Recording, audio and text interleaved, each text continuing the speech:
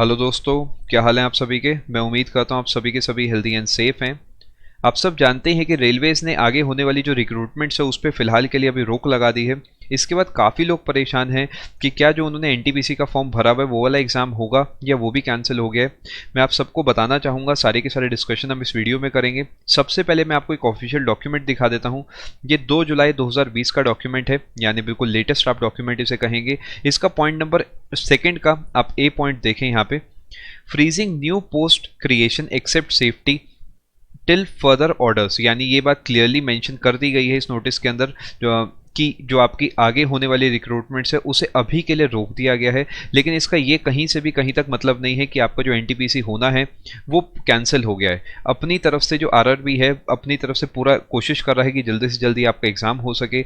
लेकिन एक बात आपको समझनी होगी कि इस पॉइंट पर आके आप सिर्फ और सिर्फ इस एक पेपर के भरोसे पूरे तरीके इस पर डिपेंडेंट नहीं रह सकते। आपको पता है काफ़ी समय से आपने इस फॉर्म को भरा हुआ है। आप यहाँ पे नोटिस करेंगे, अगर 1.25 साल से अटकी रेलवे की एनटीपीसी की परीक्षा इस साल कराने की कवायद हो रही है।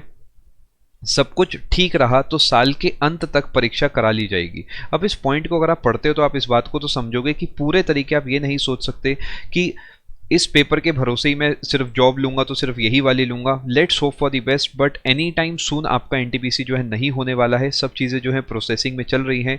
यहाँ पे भी अगर आप नोटिस करेंगे तो अपनी तरफ से रेलवे जो है काम कर रहा है। आप यहाँ पे अगर पढ़ेंगे तो आप समझ पाएंगे।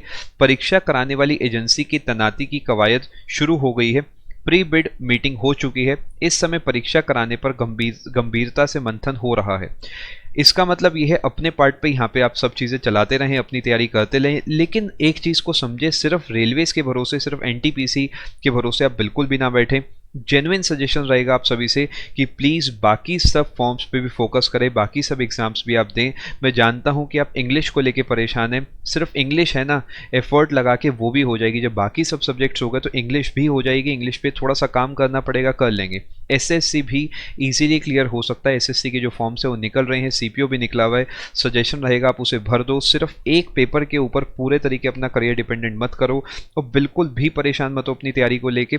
इंग्लिश के साथ साथ बाकी सभी सब्जेक्ट्स की तैयारी आप आराम से कर सकते हो और इंग्लिश को लेके तो आपको बिल्कुल भी परेशान नहीं होना है। अमन सर अनअकैडमी पर आ गए, आप इनका कोर्स लगा सकते हो। बहुत सारे कोर्सेज आपके लिए अनअकैडमी प्लस पर चल रहे हैं।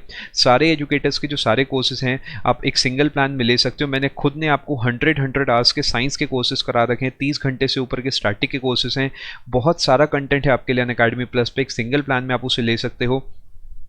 डिस्काउंट कोड आपको ध्यान रखना है, बिना स्पेस के PMYT लगाना है। क्रेडिट्स जो है आप ज़रूर लगाया करो, इससे भी आपको कुछ एक्स्ट्रा ऑफ मिलता है। 2 साल का प्लान 5832 और 1 साल का प्लान 4860 का पड़ता है। लेकिन अगर आप इतना बड़ा प्लान नहीं लेना चाहते, कोई दिक्कत की बात नहीं। आप 1 साल का प्लान ले लो, 6 महीने का प्लान ले लो, बट अपनी तैयारी आप शुरू करो।